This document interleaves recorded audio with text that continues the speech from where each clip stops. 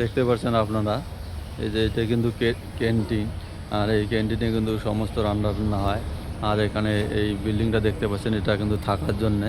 আর এদিকে যে দেখতেছেন, এগুলো কিন্তু সব সৌন্দর্য রাতের বেলা। আর ওই যে ছোটো ছোটো যে রুমগুলো দেখতে পাচ্ছেন, ওগুলাতে সবগুলো এসি রুম, কিন্তু ওগুলাতে সবাই খাওয়া দাওয়া করে। এই যেদিকে টয়লেট দেখতে পাচ্ছেন আপনারা। আর এখানে কিন্তু এই রুমটাতে মিটিং সিটিং হয়, এখানে সব ধরনের মিটিং হয়। আর এই ঘরটার কিন্তু বিশাল কি বলবো, বিশাল একটা অ্যামাউন্ট দিতে হয় এখানে মিটিং করতে গেলে। যেহেতু এটা এসি না, খুব একটা ভালো একটা অ্যামাউন্টের এখানে মিটিংয়ের জন্য পয়সা দিতে হয়। আর এই যে ছোটো ছোটো যে রুমগুলো দেখতে পাচ্ছেন আপনারা, এই যে যেমন এই রুমটা আছে, এই রুমটা কিন্তু এটাও কিন্তু এসি রুম। এইরকম এখানে মোটামুটি 50 থেকে 60টা হবে। এইরকম ছোটো ছোটো রুম কিন্তু 50-60টা আছে। আর এগুলাতে সবগুলাতে এসি লাগানো আছে।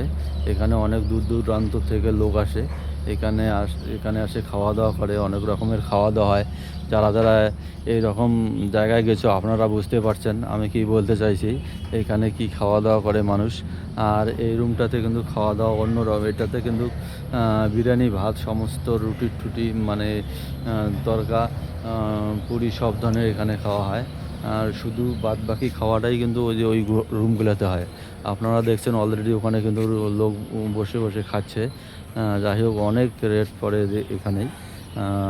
আর খুব সেবা যত্নও খুব ভালো, আর খুব পরিষ্কার। তাই সবাইকে বলবো, প্লিজ কেউ যদি সে ময়নাগুড়িতে আসেন, একদম মেন রোডের পাশেই ইন্ডিয়ান কী যেন দেখলাম, যাই হোক ইন্ডিয়ান হয়তো লঞ্চ হবে।